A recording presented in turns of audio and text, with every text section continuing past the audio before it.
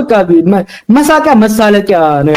The government of Morocco for hosting in the ካልሆኑ መናገር ግዴታ አይደለም። the question. Let me mention one issue that makes me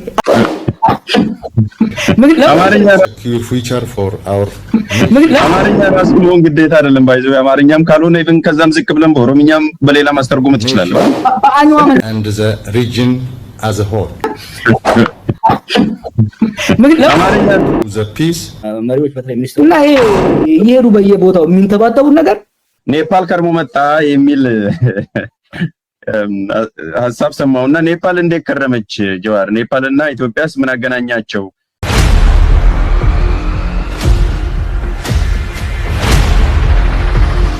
Jawar Muhammad warra afaan Ingiliffaa hin beekne caccabsee dhukkee irraa kaasee jira. Aboo jawwee inuma nu goote maal qaba yoo dhiifte dhugaadha sila afaanuma namni afaanuma beekun waanuma beeku osoo dubbatee gaariidha sila namni tokko tokko afaan Ingiliffaa dubbatuun akka waan addunyaa kanarraa isa malee uumaan jirretti of ilaala jechuudha. Garuu suni akkuma xiinxalaan siyaasaa jedhee duubatti hafumaadha aadaa duubatti hafumaadha jechuun afaan Ingiliffaatii fi afaan Oromolleen garaagarummaan isaa afaan waluma qixa afaan tokkoma garuu baay'ee nama dubbatuutii fi akkasumallee addunyaa keessatti sadarkaa tokkoffarra waan jiruu fi kanuma bakka namni hundinuu baratuuf kan hawwu nama hundaan itti walii galuuf filata malee waan biraa miti. Garuu namoonni keenya warrumti silaa biyya bulchaa jiranuyyuu hedduu nama kolfisiisanii har'a nama silaa ajajaa waraanaa Itoophiyaa jedhamu fiildi maqaan fiildii moggaafamee fi fiildi biraanuu Juula jedhamuu fi kantiibaa magaalaa Finfinnee Adeenech Abeebe waan isaan jedhaa jiran walumaanuu dhageenye beeksisa viidiyoo irratti daawwatu keenya kabajamoo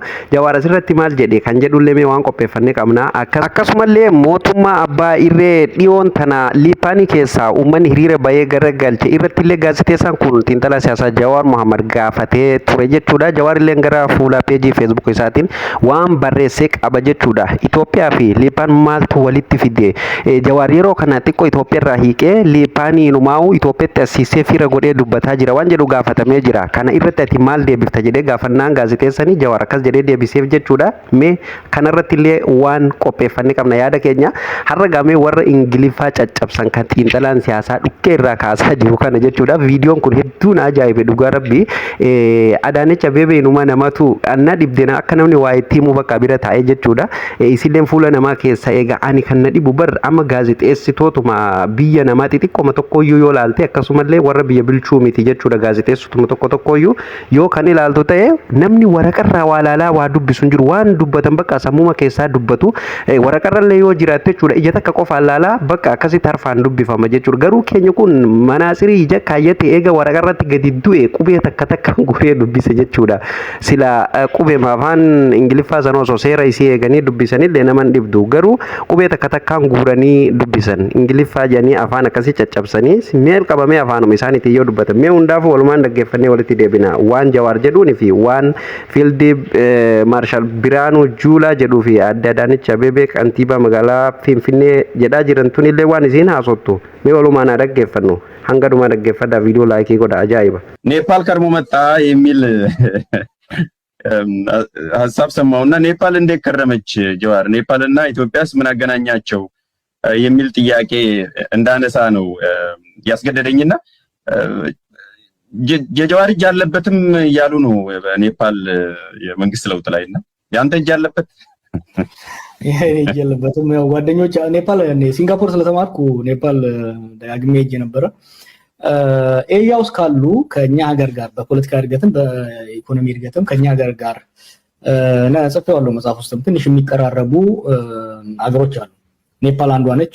ላኦስ፣ ባንግላዴሽ እንደዚህ አይነት ሀገሮች አሉ ገና የፖለቲካ ሽግግሩን ያልፈጸሙ።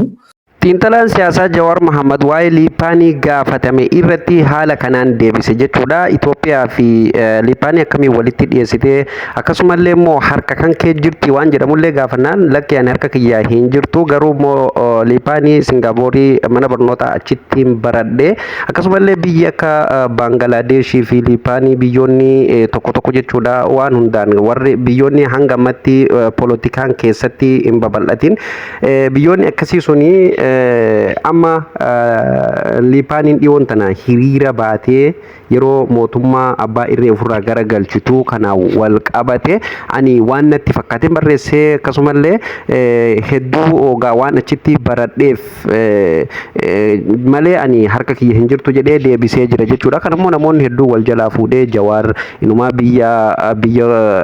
biyyaan faarsuutti jira, biyya keenya dhiisee rakkoo biyya namaa dubbataa minaamin namoonni jedhanillee hedduudha jechuudha. Inumaa keessamuu warri qaama mootummaa keessatan kanneen akka Fayyisaa Leellisaa fa'aatti jechuudha waan biraa kaasanii irratti dubbataa jiranii. Hundaafuu deebii guutuu as keessatti deebisee jira. Ani matuma mataan isiniif hime jechuudha. Inni deebii guutuu as keessatti deebisee jira yoo barbaadan jechuudha. As jala seentanii Mogas Tashoomaa jala seentanii ilaaluu ni dandeessu jechuudha. Yuutuubii isarra jira viidiyoon guutuuni. Mee kanarratti gaa waa'ee caccabsuu Ingiliffaa kantiibaa magaalaa Finfinneetii fi Fiildi Biraanuu Juulaa irratti mee waan tokko jenna. Kanallee Jawaar waan jedhuun ni dhaggeeffanna. Government of Morocco for hosting in the beautiful city of Marrakesh. Before I reflect on the question, let me mention one issue that makes me. Adwa Museum is also the big flagship project to compact the next February, to be completed in the next February as a Pan-African landmark project in Addis. Brighter and a more secure future for our nation and the region as a whole. I look forward to the fruitful discussion and cooperation that will result from this visit, and warri silaa biyya nu bulchaa magaalaa Finfinnee nu bulchaa diina nurraa dhoowwaa goota keenya jennee nu jala deemnu yoo haaluma kanaan jechuudha. Afaan akkanatti afaan namallee caccabsan qooyi afaan namaa gudeeduun kuni amma warri gaa afaan Oromoo qubee afaan Oromoo gudeeddan jeegaa gizee kaan asirraa iyyu kuni akkuma afaan Oromoo kun akaadaamii afaan Oromoo qabu afaan Ingiliffalleen akaadaamii afaan ufii ka uf dandahee qabaayya afaan kun gaa afaan addunyaati. Amma namni yoo dhagame namni amma miidiyaa addunyaatu isaan hordofuutti jira jechuudha. Namni biyya bulchu haala kanaan jechuudha. Jechuun Adaanech Abeebee mataa isiitiif Finfinneen mataa isiitiitu biyya waan taateef biyya bulchaa jirti bar. Har'a afaan haala kanaanii qubee takkaan sanuu waraqaa ijaan gadi eegaa jechuudha. Akkasumallee bar yeroo isin harkaan argitee bar irratti deebisaa jiranii bar harkaan gamaannaan tuqanii cinaachisiitiin tuqaniiti waan isin dogoggortisan irratti deebisiisaa jiran. Baay'ee nama dhiba dhugaa rabbii. Fiildi maarshaal mo'eennu jettaniin Biraanuu Juulaa illee dhugaa baay'ee nama dhiba. Sheemidha. Jara nan dhiisaa ofirraa afaanuma keessaniin dubbadha. Waanuma dandeessan afaan keessaniin dubbadha. Kanarratti mee jawween xiinxalaan siyaasaa Jawaar Mohaammed waan jara kanaan jedhe jechuun kallattiin jara kanalleef deebisuu baatu garuu waanuma Itoophiyaa keessatti taa jiruu fi dhugaa lafarra jirtuu fi waanuma jarri tun taphaa jirturra dhaabbateeti waan kana kan dubbate. Mee Jawaar waan jedhu dhaggeeffannee dhumarratti nagaa waliin የኛ ፍሉዌንት ካልሆኑ መናገር ግዴታ አይደለም። የሚኒስትሮቹም በየቦታው ሲሄዱ የማያውቁትን እንግሊዘኛ እየተንቀጡ ሲንተባተቡት አለ። ዋይ ለምትችለው ቋንቋ ተናገር፣ ትራንስሌተር ይዘህ ሂድ። ፑቲን እኮ እንግሊዘኛ ይችላል፣ ሺ እኮ እንግሊዘኛ ይችላል።